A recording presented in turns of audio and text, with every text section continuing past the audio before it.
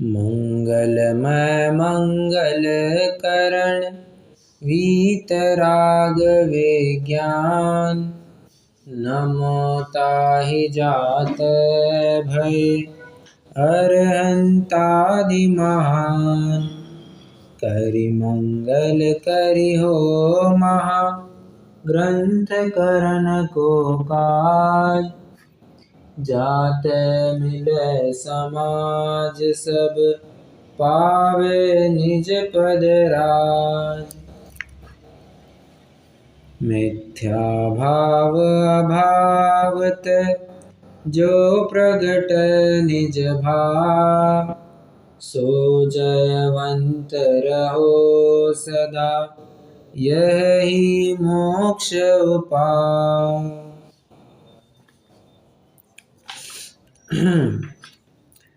ग्रंथ कोई भी हो, प्रथमानियोग का हो, चरणानियोग का हो, करणानियोग का हो, और अध्यात्म तो कहता ही है कि यदि संसार दुखों से मुक्त होना है तो मोह का अभाव करना ज़रूरी है। मोह का अभाव किए बिना किसी भी प्रकार से मोक्ष मार्ग पर बढ़ना संभव नहीं है। अब जगह जगह उठा करके देखिए, रत्नगण श्रावकाचार्य जो कि चरणानियोग का ग्रंथ है, 33वें श्लोक में साफ साफ बात आती है,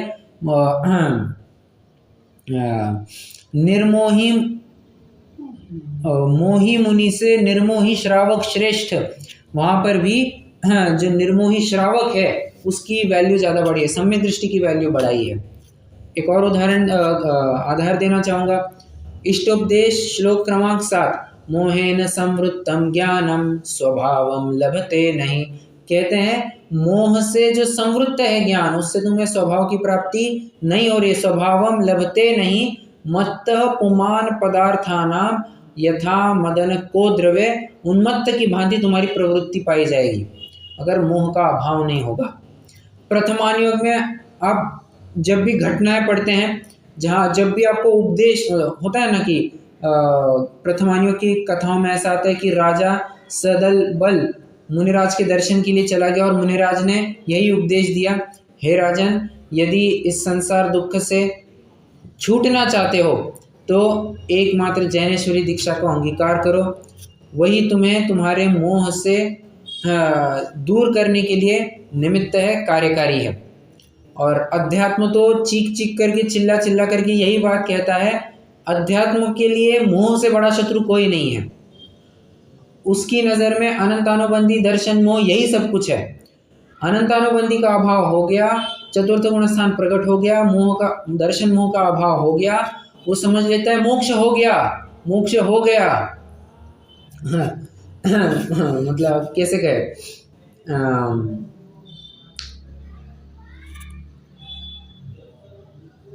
ठीक है, कोई उदाहरण सोच रहा था मैं, परंतु वो उदाहरण योग्य नहीं रहेगा।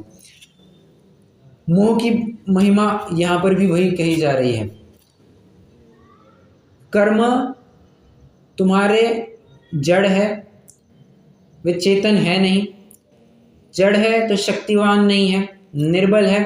तो सामने वाले का ये प्रश्न है कि वे तुम्हारे फिर स्वभाव का घात कैसे करते हुए, अगर निर्बल है, बलहीन है, तो स्वभाव का घात कैसे करते हैं और बाह्य सामग्री कैसे देते हैं। तो पंडित साहब ने उत्तर दिया, देख, बाह्य सामग्री वो कोई दिलाता नहीं है, इतना भर होता है, वस्तु वही की वही होती है, इतना भर होता है आघाती कर्म के उदय में तुम्हारा और उसका एक विशिष्ट संबंध संयोग हो जाता है कर्म के उदय में, वरना वस्तु कहीं गई नहीं है। जैसे उदाहरण देना चाहूँगा,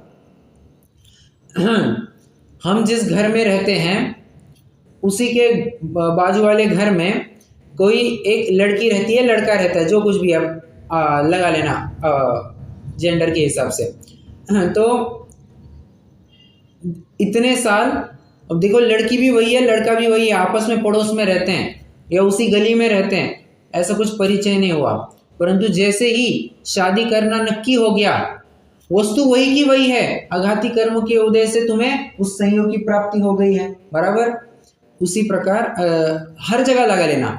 और स्वभाव के घात की बात रही तो स्वभाव का घात कोई कर्म डायरेक्टली नहीं कर रहा है, वो तो प्राप्त सामग्री में तुम तन्मय हुए, उसी में तुमने अपना एकत्व, ममत्व, कर्तृत्व, भोक्तृत्व सब जोड़ लिया। जोड़ लिया मतलब उस रूप तुमने मान्यता कर ली और वहीं पर दिक्कत चालू हो गई। मोहन धूल डालने से कोई पुरुष पागल नहीं हुआ है, पुरुष तो अपनी योग्यता से पागल हुआ है, मोहन धूल तो वहां पर निमित्त मात्र है। कोई शराब पिलाने से उसको चढ़ी है नहीं, वो तो तुम मानते हो कि शराब पीने से मुझे चढ़ेगी, तब जाकर के तुम्हें नशा चढ़ती है, जो अरुचि भाव से शराब का सेवन करते। अब प्रश्न है आपको उपस्थित होगा, अरुचि भाव से कैसे कोई शराब पी सकता है? मान के चलिए कोई अन्यायी राजा है या किसी के ऊपर बहुत अत्याचार हो रहा है, उसको क्या किया जाएगा? उसको दोनों पैर पकड़े जाएंगे, उसका मुंह खोला जाएगा और फिर उसको शराब उसके मुंह में डाल दी जाएगी। अब ये अरुचि भाव से ही तो पीना हुआ, अब जबरदस्ती से भी क्यों ना, अरुचि भाव से पीना हुआ तो उसको चढ़ती नहीं है।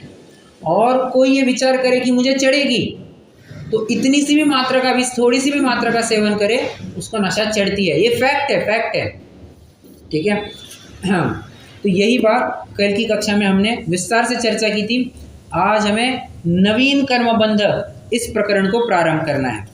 आप थोड़ा विचार कर रहे होंगे कि नवीन कर्मबंध विचार ऐसा क्या प्रकरण डाल दिया, क्यों डाला? क्योंकि सर्वप्रथम इन्होंने अनादि कर्मबंध विचार की बात की थी, अब यहाँ पर नवीन कर्मबंध की बात कर रहे हैं। देखिए ना, पेज नंबर 22 पर आइए। पेज नंबर 22 पर कर्मों के अनादिपने की सिद्धि, यही बात चली थी, ठीक है। अनादिपने की बात की, अब यहाँ पर नवीन कर्मबंध की बात करते हैं। अनादि कर्मबंध की बात हो गई थी, तो प्रश्न एक उपस्थित होता है, ये जो नवीन कर्मबंधता है, अनादि कर्म की, अनादि में तुम पूछ ही नहीं सकते कि इसकी वजह से कर्म बंधा क्या, उसकी वजह से। तुम्हें बस ये स्वीकार करना है कि अनादि रूप से उनका संबंध चलते आ रहा है। उसके आगे तुम क्वेश्चन करोगे तो तुम ही फंस जाओगे। तुम ये पूछोगे इसके निमित्त से हुआ क्या, फिर हम तुमको पूछेंगे शुरुआत कहाँ से हुई, तो बहुत सारी दिक्कतें हैं। इसलिए तुम अनादि को अनादि रूप से स्वीकार करो। प्रश्न एक और उपस्थित है कि नवीन कर्मबंध कैसे हुआ? 8 कर्मों के बारे में आपने बात कही, ज्ञानावरण, दर्शनावरण, वेदनीय, मोहनीय, आयु, नाम, गोत्र और अंतराय, ये 8 कर्म है। इन 8 कर्मों में से कौन से कर्म के माध्यम से कर्म का बंध होता है? नवीन कर्म बंध किसके माध्यम से होता है? तो कहते हैं, आप चाहे तो ना एक मिनट उत्तर ना दीजिए, मैं अभी अब स्पष्टीकरण कर रहा हूं, कोई प्रश्न हो तो पूछ सकते हैं। प्रश्न है कोई? नहीं, मुझे लगा आप पूछ रहे। नहीं, मैं ओके। हाँ, अब चाहे तो एक छोटा सा चार्ट भी बना सकते हैं। 2 ही कॉलम बनेंगे, पहला कॉलम थोड़ा सा छोटा ही रहेगा, दूसरे कॉलम में आपको थोड़ी बड़ी जगह रहेगी, ठीक है। हाँ, पहले कॉलम का हेडिंग बनेगा कर्मों के नाम, दूसरे कॉलम का हेडिंग बनेगा क्या बंध में निमित्त भूत है, क्या बंध का कारण है, इतना ही लिखिए, क्या बंध का कारण है, क्वेश्चन मार्क। 2 कॉलम बन गए, हेडिंग भी बता दी मैंने। अब पहले नंबर पर लिखिए, पहले पायदान पर लिखिए ज्ञानावरण, दर्शनावरण, अंतराय, तीनों को एक साथ लिखेंगे, अलग अलग नहीं। अब देखिए, थोड़ा अपन विचार करते हैं। हाँ, मैं जब लिखने कहूँगा तो आप लिख सकते हैं। अभी सुनिए ज़रा। कहते हैं ज्ञानावरण, दर्शनावरण, अंतराय। क्यों साहब? क्या कभी ऐसा हो सकता है कि जीव का पूरा ज्ञान ही लुप्त हो जाए? क्या कभी ऐसा हो सकता है पूरा का पूरा ज्ञान लुप्त हो जाए? नहीं हो सकता। क्या ऐसा कभी हो सकता है कि उसके दर्शनोपयोग की कार्यकारिता ही खत्म हो जाए? मतलब दर्शनोपयोग छुट्टी पे चला गया, आज मुझे छुट्टी पे जाने का मन कर रहा है, मैं हॉलीडे पे चला गया, ऐसा कभी हो सकता है? नहीं हो सकता। अच्छा, कभी जितने भी गुण है अपना अपना स्वयं का काम करते हैं, अब वो काम करते हैं, उस काम करने के लिए जो उनको ताकत लगती है, जो शक्ति लगती है, वो शक्ति किसके माध्यम से मिलती है? वीर्य गुण के माध्यम से। दिमाग नहीं, वीर्य गुण के माध्यम से मिलती है, निमित्त रूप से होती है, ठीक है। तो क्या कोई गुण एग्जॉस्ट हो गया है, बाबा आज मेरे में ताकत है, आज वीर्य गुण काम ही नहीं कर रहा है, आज मुझ में ताकत ही नहीं, आज मैं एकदम छुट्टी ले लेता हूं, क्या ऐसा कभी हो सकता है? कोई गुण ऐसा कह सकता है? नहीं कह सकता। इसका मतलब जो ज्ञान है, जो दर्शन है, जो वीर्य है, उनका किसी ना किसी रूप में, किसी ना किसी अंश में व्यक्तिता तो होती ही होती है। ऐसा कभी नहीं हो सकता कि ये पूरे ही लुप्त हो जाए। अगर ये पूरे ही लुप्त हो जाए तो जीव के जड़पने की संभावना मतलब जीव जड़पने को प्राप्त हो जाएगा, और ऐसा कभी संभव नहीं है। ज्ञान की बात करें तो पर्याय नामक ज्ञान भी क्यों ना हो, उतना सा भी ज्ञान क्यों ना हो, वो पाया ही जाएगा। उतना उघाड़ तो होगा ही होगा, नित्य उघाड़म, ऐसा शायद गोमट सार के ही ग्रंथ में पद आता है। नित्य उघाड़म, नित्य ही उसका उघाड़ पाया जाता है, कभी भी वो लुप्त नहीं होता। जैसे बरसाती दिन है, ठीक है। अब बरसात के दिनों में मान के चलिए दोपहर के 12 बजे हैं, एकदम बादल छाए हुए हैं। प्रश्न है मेरा, ऐसे बादल छाए हुई हालत में भी आप वस्तुओं को देख पाते हैं या नहीं देख पाते हैं? बिना लाइट के आप थोड़ा सा बाहर वातावरण में आइए, और ऐसे स्थिति में भी आप बाहर की चीज़ों को देख पाते हैं या नहीं देख पाते हैं? दोपहर के 12 बजे हैं, बादल छाए हुए हैं पूरी तरह से, हाँ देख पाते हैं, बराबर दिखाई देता है। कि किसकी वजह से हुआ? सूरज तो हमें कहीं दिखाई नहीं दे रहा है, फिर भी कैसे दिखाई दे रहा है हमें? वस्तुएं दृष्टिगोचर कैसे है? समझना, वो जो जितना भी दिखाई दे रहा है ना, भले ही सूरज पूर्ण रूप से अभी आसमान में खुला नहीं है, फिर भी ये जो दिखाई दे रहा है ना, ये उसी के निमित्त से दिखाई दे रहा है। उसका किसी न किसी प्रकार से वो अपना प्रभाव डाल रहा है, उसी की वजह से दिखाई दे रहा है। अगर उतना भी खत्म हो जाए तो फिर दिन और रात्रि में कोई अंतर ही नहीं कर पाएगा। उसी प्रकार अगर ज्ञान दर्शन वीर्य का इतना भी अंश जो हम आप सभी में, निगोदी में भी पाया जाता है, वो अंश भी लुप्त हो जाए तो जीव और जड़ में कुछ अंतर ही नहीं रहेगा। पॉइंट नंबर 1, ठीक है। तो इससे तो ये बात सिद्ध होती है कि इनका जो ज्ञान दर्शन वीर्य है, ये तो स्वभाव ही के अंश है, और स्वभाव का इतना अंश तो प्रकट होगा ही होगा, ये कभी भी लुप्त नहीं होंगे। और स्वभाव कभी भी बंध का कारण नहीं होता है। स्वभाव कभी भी अच्छा, मुझे बताइए, पानी की शीतलता है, ठीक है, क्या पानी की शीतलता की वजह से पानी गर्म होता है? क्या पानी की शीतलता की वजह से पानी गर्म होता है? नहीं। स्वभाव के कारण कभी भी विपरीतता नहीं आती है, इतना समझ लेना। उसी प्रकार जो ज्ञान है, दर्शन है, वीर्य है, उसका थोड़ा भी उघाड़ क्यों ना हो, थोड़ी भी व्यक्तता क्यों ना हो, वो स्वभाव का अंश है, और स्वभाव कभी भी बंध का कारण नहीं होता।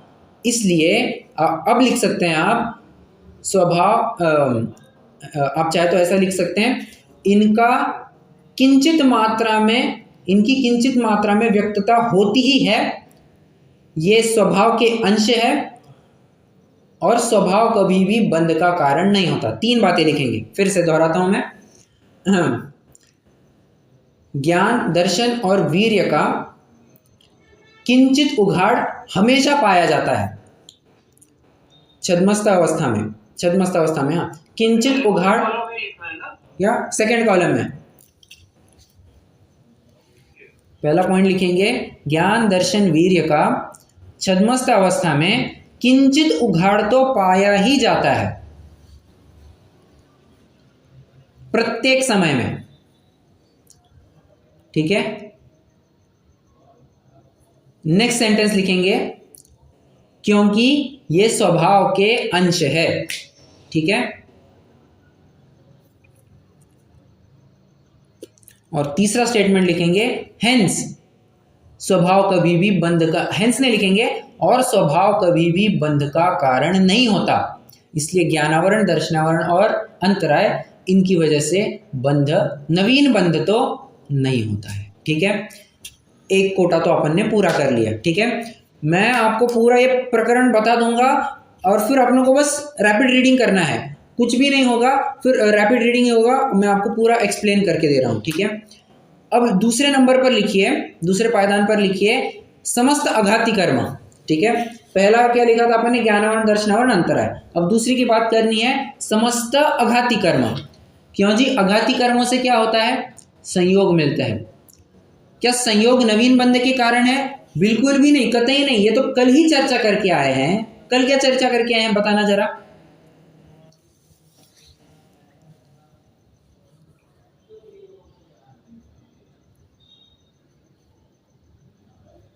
परद्रव्य के बारे में, संयोगों के बारे में हम कल क्या चर्चा करके आ चुके हैं? उससे बंद होता है नहीं होता है, क्या चर्चा की थी?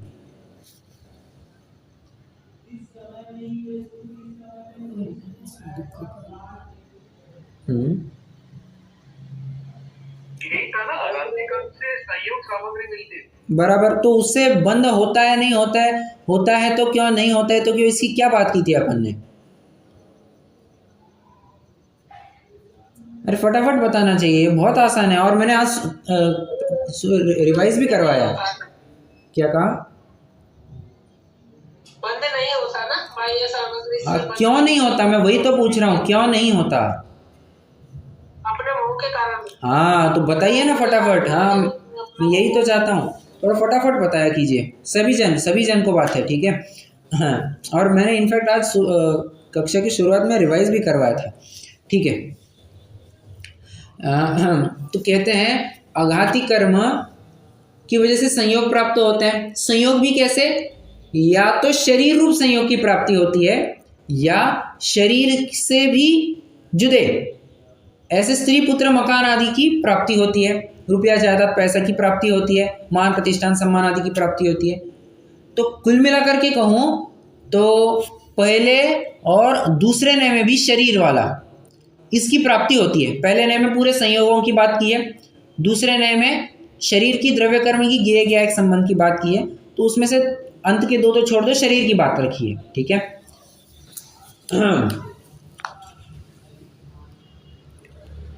तो शरीर की प्राप्ति होती है, संयोग होता है, ठीक है। और ये संयोग कभी भी बंध के कारण नहीं होते हैं। तो बंध तो तुम्हारे अपने ममत्व भाव के कारण होता है, एकत्व भाव के कारण होता है। तुमने उनको संयोग माना है। देखो, संयोग होना और संयोग मानना, इनमें बहुत बड़ी तफावत है, ठीक है। फिर से संयोग होना और संयोग मानना बहुत बड़ा अंतर है। क्या अंतर है?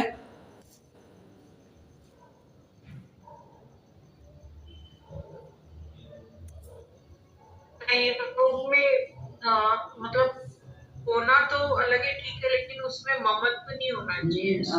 अपनत्व ममत्व। हाँ, थोड़ा सा और अच्छे से elaborate कीजिए।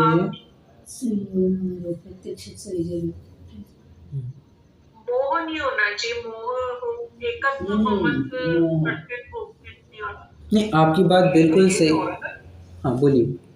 संयोग हो है, बस जानना है आपको, उसको मानना नहीं है कि मेरा है। आप कंक्लूजन पर मत जाइए डायरेक्टली। मैं सिर्फ इतना अंतर पूछ रहा हूँ, संयोग होना, किसी वस्तु का संयोग होना और किसी वस्तु में संयोग मानना, इनमें अंतर क्या है? मैं कंक्लूजन नहीं पूछ रहा हूँ अभी, आप सभी डायरेक्टली कंक्लूजन पर चले गए। संयोग होना और संयोग मानना, क्या अंतर है दोनों में? संयोग मानना ममत्व से मानना।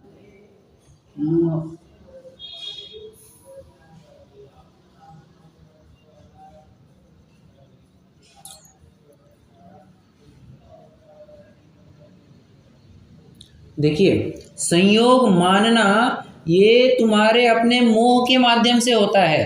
तुमने जो उनमें ममत्व भाव किया तो तुमने उनमें संयोग माना, बराबर। जबकि संयोग होना जरूरी नहीं है तुम उन वस्तुओं में संयोग मान ही लो। जैसे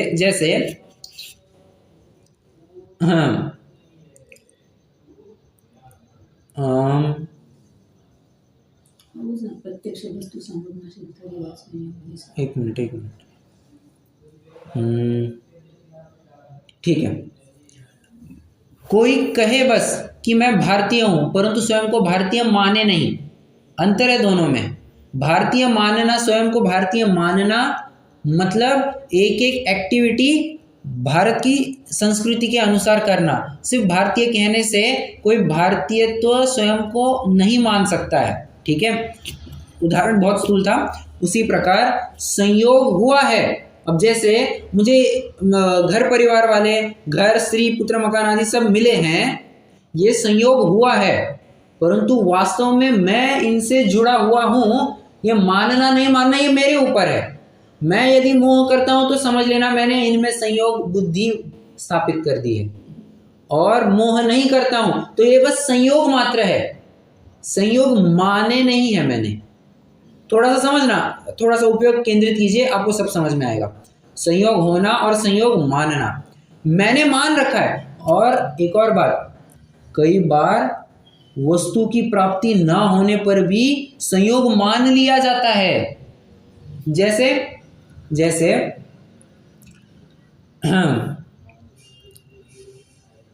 ये वस्तु मेरी नहीं है, ठीक है। मान के चलिए कोई वस्तु रास्ते पर पड़ी है, ठीक है, वो तुम्हारी है क्या? नहीं, तुम्हारी नहीं है। फिर भी तुम उसे उठाने चले गए, बहुत स्थूल उदाहरण है, तुम उसे उठाने चले गए और उतने में कोई दूसरा आकर के उसको लेकर के गया। हम क्या कहते हैं? एक मेरा है वो, भले आदमी तेरा था कब। देखो, संयोग मानना बहुत आगे तक चल जाती है बात, वो तुमने पूरा ममत्व का खेल है। इसलिए अघाती कर्म तुम्हें बस संयोग दिलाने का काम करते हैं, उनमें संयोग मानना नहीं मानना, उन्हें अपना मानना नहीं मानना, ये पूरा तुम्हारे मोह के ऊपर निर्भर करता है। यदि तुम मोह करोगे, उन्हें अपना मान लोगे, और मोह नहीं करोगे तो अपना तो बुद्धि नहीं रहेगी। तो हाँ, वो विशेष बंध समझ सकते हैं क्या ये जो मानने वाली जब बात आएगी तो it is from the deeper level, जो अपन बोले ना, करेक्ट, की वजह से करेक्ट, ममत्व करना उसमें, करेक्ट, और है मतलब मेरे बेटा है, मेरे ये है, ठीक है, सबके है, लेकिन उसमें ज्यादा राग होना, ये सब होना, फिर वो मानने वाली बात हो जाएगी। बराबर, ऐसा करेक्ट, सही समझा आपने। संयोग होना ये आघाती कर्म की वजह से हो गया, और संयोग मानना ये मोहनीय कर्म की वजह से हुआ। अब ऐसा अंतर कर सकते हैं। कितने जन समझ रहे हैं? मोह का मतलब मिथ्या। करेक्ट, मोह मिथ्यात्व। मतलब हाँ, ये ज्यादा बेटर एक्सप्लेनेशन। हाँ मतलब मोहिनी और संयोग होना, फिर से संयोग होना आघाती कर्म, और संयोग मानना मोहनीय कर्म, ठीक है। तो क्या लिखेंगे? यही दो लाइनें लिखेंगे आप। संयोग होना आघाती कर्म, संयोग मानना ये मोहनीय कर्म। हाँ,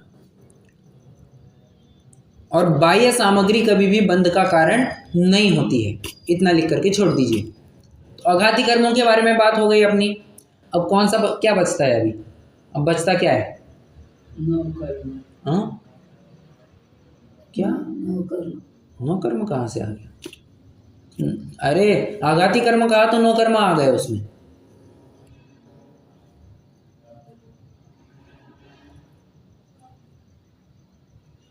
अब क्या बचता है? बंद क्या रहोगे वो चल जाए। हाँ, बंद कैसे होता है इसकी चर्चा चल रही है। तो बचता क्या है? अपन ने कितनों की चर्चा की है? चार आघाती हो गए और 3 ऊपर। हाँ, आयु रह गया, आयु तो है नहीं। अरे आयु कैसे रह गया? आयु तो आघाती कर्म में आ गया ना। अच्छा सॉरी, 4 हो गए और 3 आपने 11वां 10वां अंतराय लोग आते हैं। घाती कर्म हो गए ना ये तो। हाँ, बराबर। तो मैं वही पूछ रहा हूँ, क्या बचा? कुमकुम जी आपने बराबर जवाब दिया, मोहनीय बचता है अभी, ठीक है। मोहनीय की चर्चा बचती, मतलब क्या कहा? मोहिनी तो आपने यहाँ भी जो अलग से उसको, ठीक है, उसको पॉइंट डालने के निमित्त रूप से डाला था मैंने, ठीक। मतलब एक प्रकार से देखा जाए तो 8 में से 7 कर्मों में तो 7 कर्मों से तो बंध होता है नहीं, मतलब ये तो कोई भी लॉजिकली कह देगा कि मोहनीय से बंध होता है, ठीक है। ये एक रेसिड्यू, मतलब 7 कर्मों से नहीं हुआ मतलब 8वें से होने वाला है, ठीक है। अब जैसे ये गंदगी किसने की, ठीक है। 6 जनों को पूछा, 6 जनों की सीसीटीवी फुटेज देखें, 6 जन वहां पर नहीं थे, मतलब क्या 7वां व्यक्ति वहां पर होना चाहिए, 7वें व्यक्ति ने गंदगी की है, ठीक है। उसी प्रकार उदाहरण थोड़ा सा एक का एक्स्ट्रा लेना चाहिए, मतलब मान के चलिए 8 लड़के हैं, माँ पूछती है कि ये घर में पूरी गंदगी किसने की, 7 बच्चे कहते हैं हमने नहीं की, 8 बच्चे कहते हैं हमने नहीं की, परंतु 7 जन की सीसीटीवी फुटेज चेक की तो 7 जनों ने नहीं, वहां पर थे ही नहीं, बराबर समझ में आएगा कि 8वें जन ने किया है। मतलब रेसिडुअल रूप से, एक रेसिडुअल बैलेंस मेथड से आप समझ सकते हैं कि मोहनीय की वजह से बंद होता है। आप कारण मीमांसा देखना चाहेंगे कि मोहनीय की वजह से ही क्यों बंद होता है, तो अभी कारण की बात करते हैं। देखिए मोहनीय से होता क्या है, मोहनीय से अतत्व श्रद्धान होता है, मिथ्या श्रद्धान होता है, जो वस्तु है वैसी नहीं मानता है, या वस्तु जैसी, क्या कहा मैंने, वस्तु जैसी नहीं है उस रूप मानता है, अथवा जैसी है उस रूप नहीं मानता है। दोनों भी बातें, या तो विपरीत वस्तु को सही मान लेता है या सही वस्तु का स्वरूप गलत मान लेता है, ठीक है। तो ये मिथ्यात्व के कारण होता है। कषाय इसके माध्यम से होती है, और यही पूरा तुम्हारे लिए बंध का कारण है, ठीक है। वही तुम्हें भाव कर्म देगा। प्राप्त संयोगों में जो तुम एकत्व ममत्व आदि करते हो, ये मोहनीय ही तो है। प्राप्त ज्ञान दर्शन वीर्य आदि में तुम जो एकत्व ममत्व करते हो, ये मोहनीय ही तो है। ध्यान रखना, कम ज्ञान ज्यादा ज्ञान ये बंध में कारण नहीं है, परंतु कम ज्ञान ज्यादा ज्ञान के बारे में जो तुम्हारी मान्यता है कि ओहो मैं कम ज्ञानी मैं ज्यादा ज्ञानी, वो मान्यता बंध का कारण है। चढ़ाला की एक पंक्ति है, मैं सुखी दुखी मैं रंक राव, मेरे धन गृह गो धन प्रभाव, मेरे सुततीय मैं सबल दीन, बेरूप सुभग मूरख प्रवीण। बराबर, मतलब यहाँ पर सब प्रकार से बातें आ गई ना। हाँ, मैं मूर्ख मैं प्रवीण, ज्ञान की भी बात आ गई। ओ मुझे तो कुछ नहीं आता, मुझे कुछ नहीं आता। तूने माना कैसे कि तुझे कुछ नहीं आता है, या तूने मान कैसे लिया कि मुझे बहुत कुछ आता है। कम ज्ञान ज्यादा ज्ञान ना ही बंध का कारण है ना ही मोक्ष का कारण है।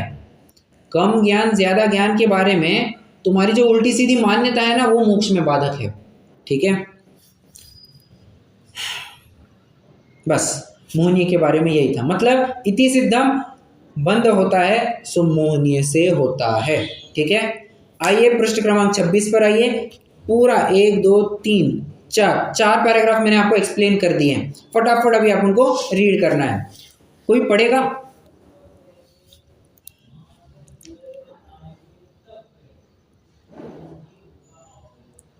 मैं पढ़ती हूँ। जी पढ़िए।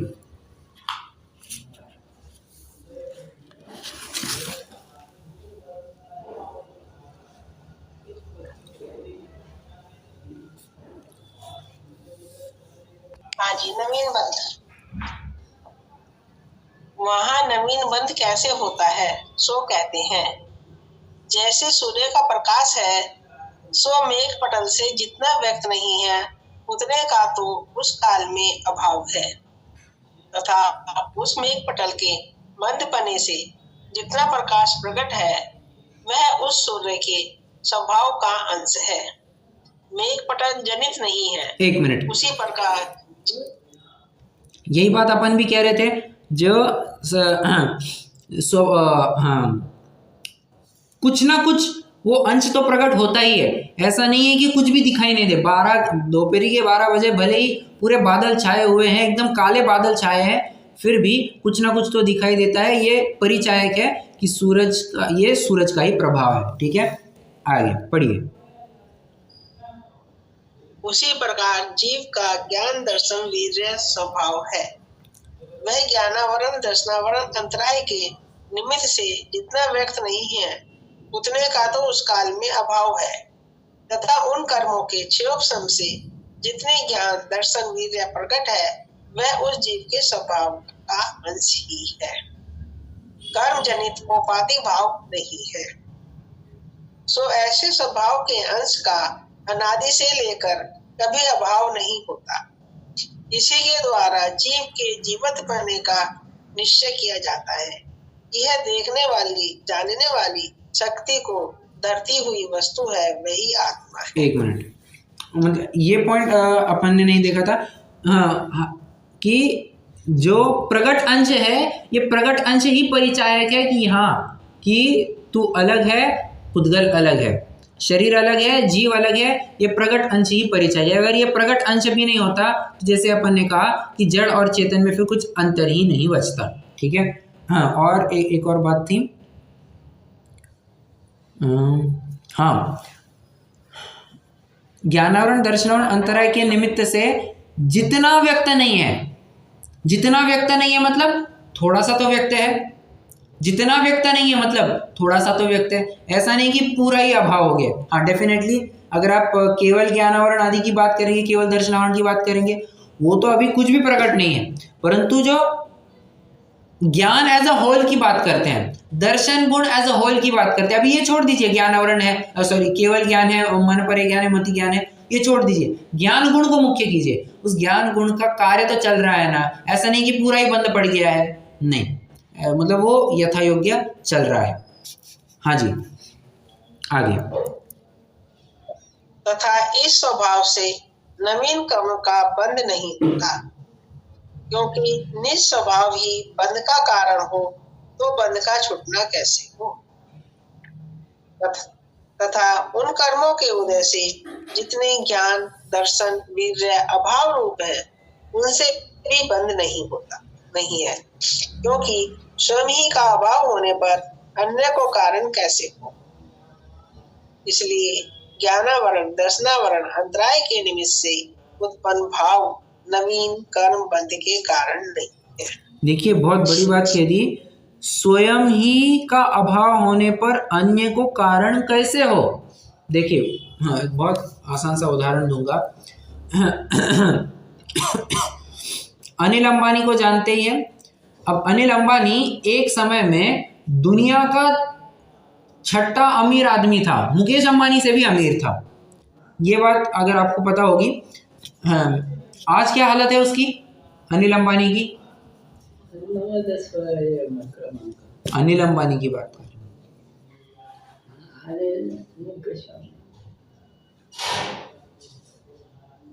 आज तो दिवालिया निकल गया है उसका। ठीक है।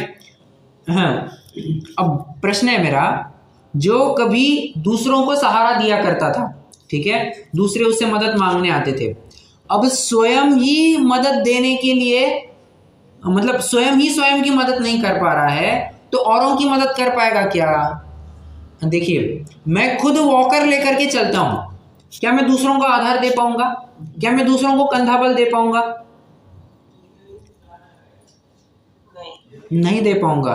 तो उसी प्रकार स्वयं ही का अभाव हो गया हो तो अन्य को कारण कैसे हो। मतलब अगर इस स्वभाव भी का अभाव हो गया, नहीं क्या कहते हैं,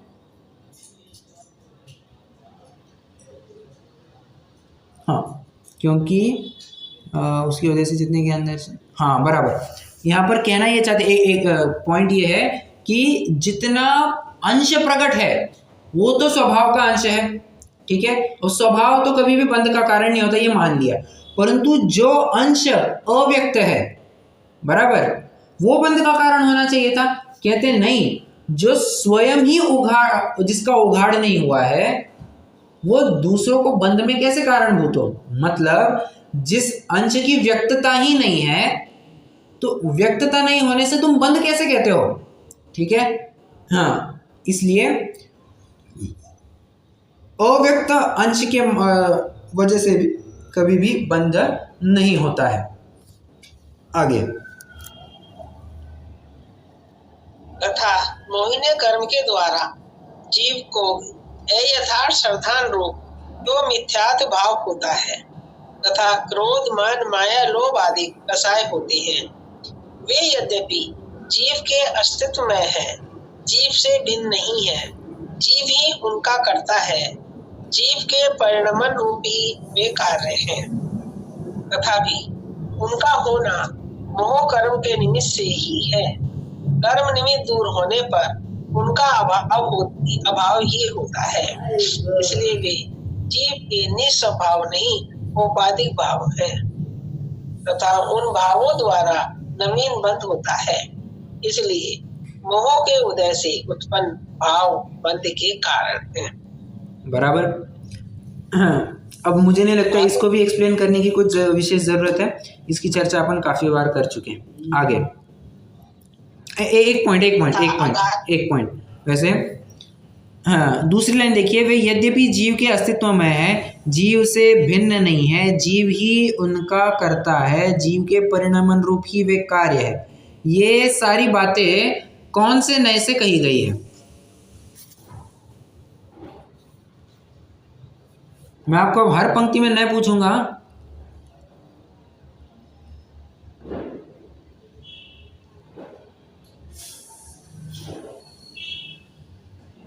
बताइए, ये कौन से नए का कथन है? द्रव्य कर्म के निमित्त से।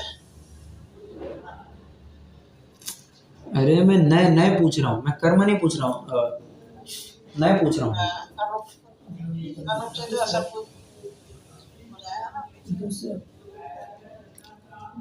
ध्यान से पढ़िए। कौन सी लाइन पे बता रहे हैं आप? थोड़ा मिस हो गया मैं दूसरी लाइन की, 3rd पैराग्राफ 2nd लाइन।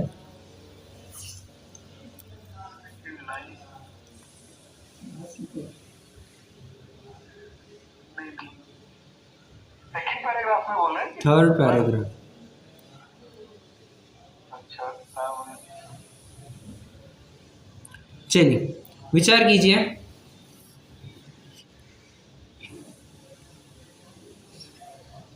देखिए मैं बताता हूँ, ऊपर की पंक्ति को जरा पढ़िए। आप डायरेक्टली अगर ये पंक्ति पढ़ेंगे तो ऐसा लगता है कि ये दूसरे नए का कथन होना चाहिए, क्यों द्रव्य कर्म की बात कर रहे हैं, परंतु ऊपर की पंक्ति पढ़िए। हाँ, तथा मोहनीय कर्म के द्वारा जीव को अयथार्थ श्रद्धानुरूप तो मिथ्यात्व भाव होता है तथा क्रोध मान माया लोभ आदि कषाय होते हैं। ये भावों की बात की है, और भावों की बात की है मतलब भाव कर्म की बात की है, मतलब ये तीसरे नए की बात की है और 5वें नए की बात की है। 2 नयों से यहाँ पर जिक्र किया गया है। हाँ, तो यही कहना चाहता हूँ, तीसरे और 5वें नए का कथन किया गया है यहाँ पर। ओके, चलिए आगे लास्ट पैराग्राफ पढ़ेंगे। तथा अघाती कर्मों के उदय से बाह्य सामग्री मिलती है, उसमें शरीर आदि तो जीव के प्रदेशों से एक क्षेत्र अवगाही होकर एक बंधन रूप होते हैं, और धन कुटुंब आदि आत्मा से भिन्न रूप है। इसलिए वे सब बंध के कारण नहीं है, क्योंकि पर द्रव्य बंध का कारण नहीं होता।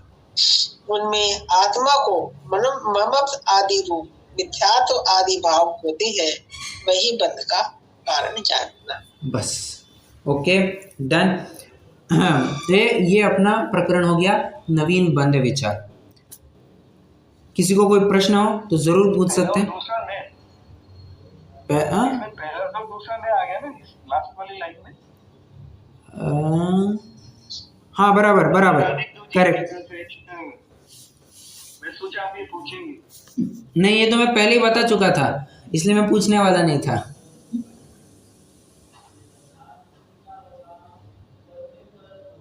ओके, चलिए।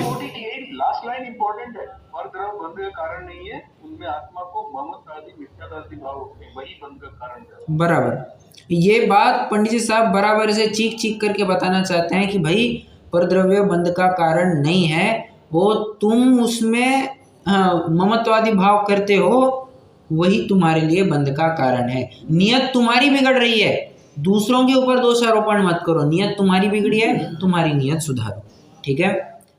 हाँ, जो ममत्वादी और मिथ्यात्वादी, हाँ, तो इसमें दर्शन मोहिनी है, और ये ऐसा भी आ रहा है क्या, चरित्र मोहिनी, ममत्व और मिथ्यात्व। ममत्व आदि कह करके एकत्व ममत्व सब ले लेना, चारों बुद्धियां ले लेना, एकत्व ममत्व कर्तृत्व भोक्तृत्व। और मिथ्यात्वादि भाव होते हैं, मिथ्यात्व फिर हाँ बराबर, फिर आप दर्शन मोहनी और चारित्र मोहनी दोनों लीजिए, पर मिथ्यात्व के साथ साथ फिर राग द्वेष कषाय ये ले सकते हैं। मिथ्यात्व के साथ, हाँ, मिथ्यात्वादि भाव, मोह के मतलब मिथ्यात्व हुआ ना। अच्छा, मोह का मतलब यहाँ पे राग द्वेष भी हो जाएगा क्या? हाँ यहाँ पर मिथ्यात्वादि से? क्योंकि मोहनीय का है तो दोनों भी आ जाएंगे ना। ऊपर ही देखिए ना, थर्ड पैराग्राफ में ही देखिए, तो जीव को अयथार्थ श्रद्धानुरूप तो मिथ्या तो भाव होता है, ये क्या हो गया दर्शन मोहनीय, तथा क्रोध मान माया लोभादिक कषाय होते हैं, ये क्या हो गया चारित्र मोहनीय। तो दोनों भी बातें आ जाएंगी।